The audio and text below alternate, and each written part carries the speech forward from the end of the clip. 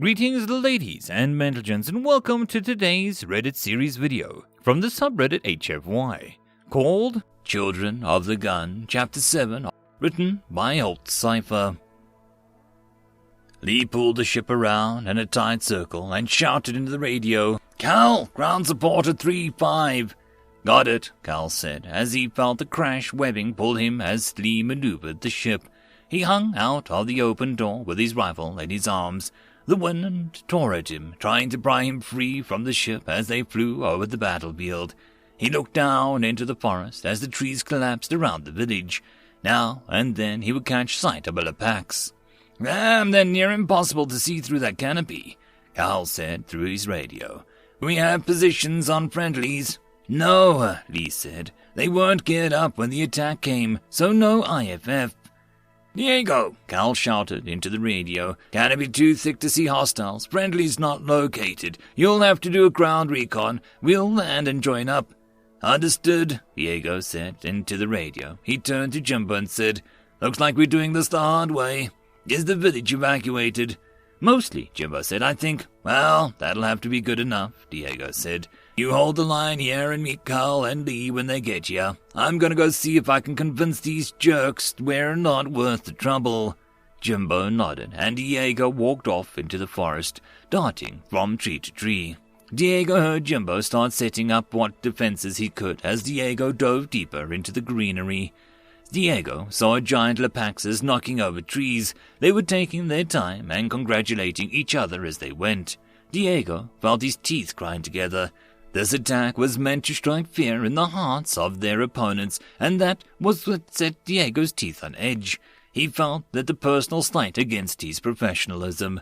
His opinion of the Lepax turned upside down in an instant. They went from honorable enemies who he would meet in the field of battle to bullies and thugs who deserved no more than an executioner's bullet.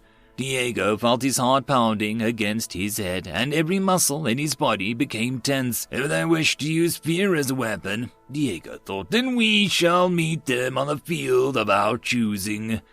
Diego stepped out from behind a tree in plain sight of a number of Lepaxes. His sudden appearance seemed to startle them, but only for a moment. However, the grenade he threw after the towering monster served as a more serious commentary.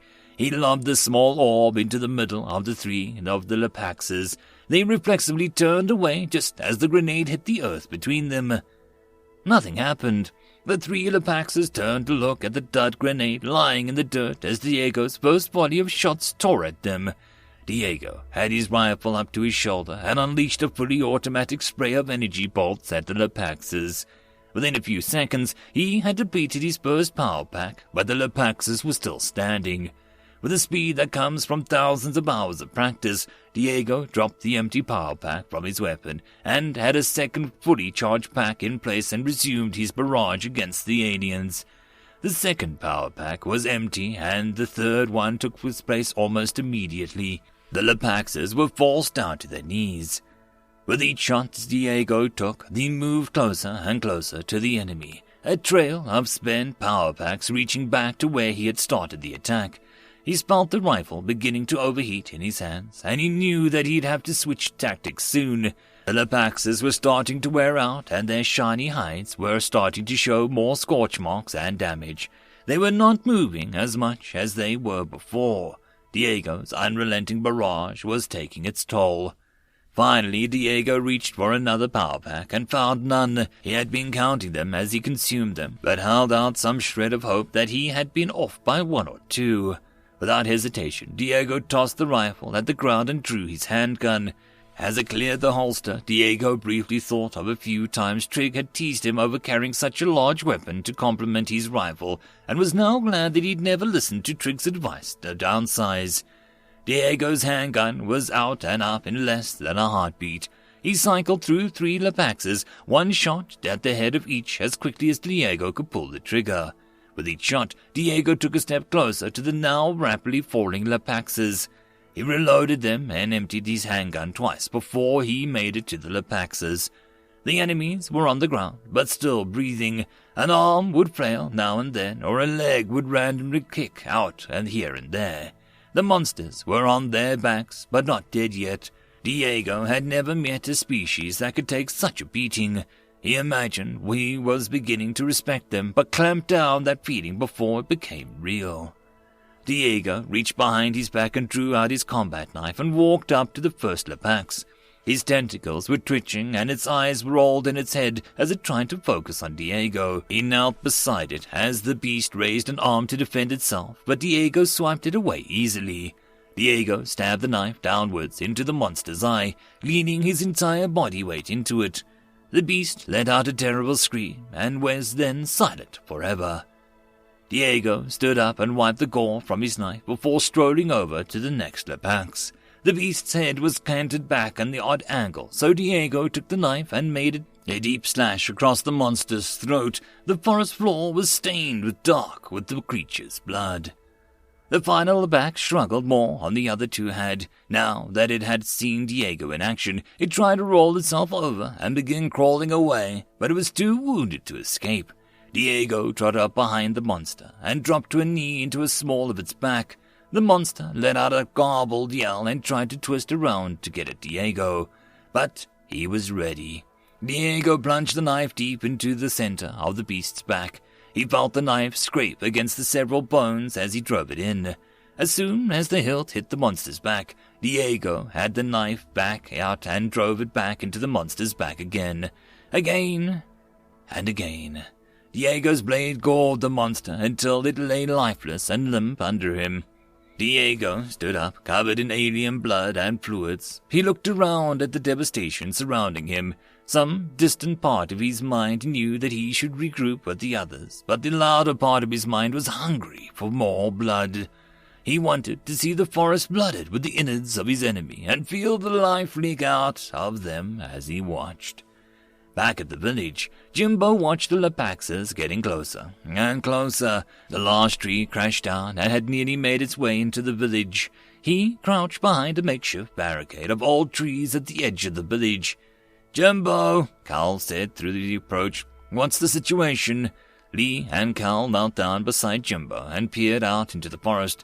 "Trig's missing. Diego's out there being Diego, and the enemy is almost here," Jimbo said. "This should be fun," Cal said. "I'm heading up. You two see if you can hold them off." Cal turned and started climbing the tree up to the Tigland village above them.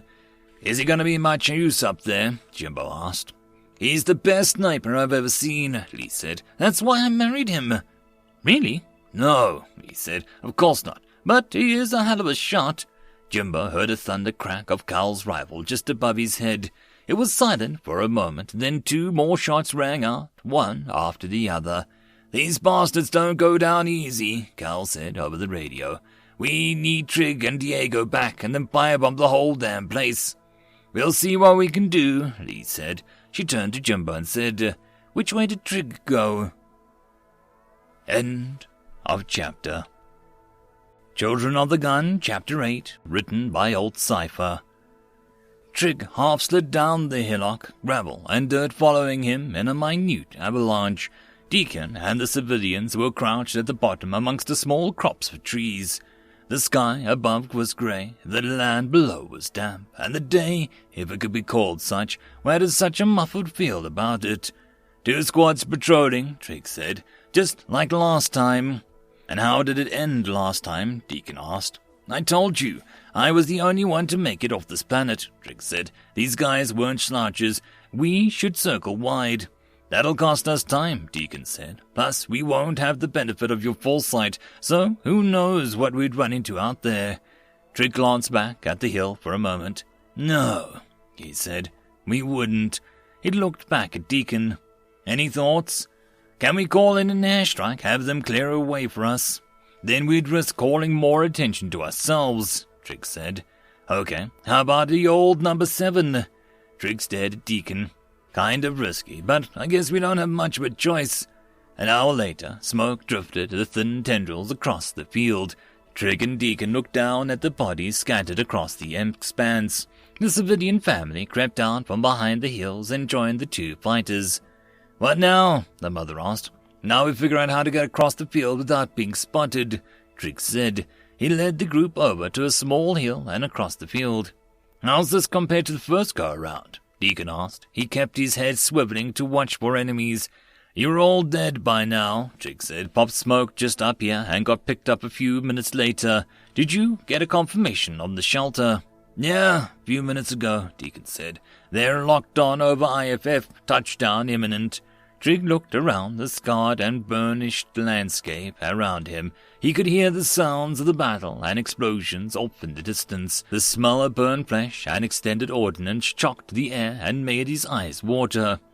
"Wish I could have helped Lee," Trig said. "What's that?" Deacon said. "This whole thing turned into a crap show," Trig said. "Most of us survived that were, well, no one really came home from Bulka, but Lee, she got the worst of it, I think." "But you saved us," Deacon said. "Besides, I thought you would still think this is a dream or something." "I don't know," Trig said. The shuttle screamed out toward the sky and made a hard landing 50 meters from the small group. Trig and Deacon screamed for the civilians to run. They reached pickup on the smaller children and ran until their lungs felt like they would burst. As Trig was within a dozen steps of the shuttle, a movement in the tree caught his eyes. Without thinking, Trig dropped and rolled, protecting the child he was carrying. Deacon had made it to the shuttle and tossed the child that he was carrying inside and turned just in time to see Trig drop to the ground. Deacon whipped his rifle up and started scanning. Moments later, energy blast chewed up the ground near Trig. Deacon followed the path back to the aliens and the tree line some distance away. Looking through his scope, Deacon zeroed in on the enemy and put them down with a handful of shots. Deacon ran over to Trig and helped him up. Deacon took the child and headed for the shuttle. Trig finished pulling himself to his feet and stumbled into the waiting shuttle. As soon as his feet cleared the ramp, the shuttle snapped closed like a great starving metal beast. Trig collapsed backwards on the deck and felt his chest heaving, drawing in filtered air as fast as his body could process it. He lay there, staring at the roof, hearing the soft cries of the family that still lived, the feeling of the gentle vibrations on the deck beneath him. For a long moment, Trig let go of his concerns and what was real and what was imagined and tried to just be in the moment. He let his mind disengage and pulse his emotions to arm's length. But his repose brought on guilt, so Trig rolled over and pulled himself to his feet. He saw the civilian family hugging each other and crying. He saw Deacon leaning back against the bulkhead with eyes closed. As he watched the panic curve away from the shuttle through the porthole, Trig felt empty inside. He remembered watching Deacon's head erupt from an enemy shot. He remembered seeing an enemy destroy the family in a rain of energy bolts. But he also remembered walking out of there with them. Trig felt his mind try and rationalize the two distinct memories that could not both be true. His consciousness felt like it was putting itself apart with dual timeline sport for supremacy. His vision became blurry, and he felt himself sag against the bulkhead to slide to the floor. End of chapter. And that, my friends, concludes this dose of science fiction fun. I hope that you enjoyed. And if you did, please don't forget to support the author from the link down below. But if you want to support this channel, there are links as well down below for you to help with. But the easiest way would be to share this video. And if you are so inclined, subscribe as well. I will see you all in the next episode, and I hope that you all have a fantastic time until then. Cheers.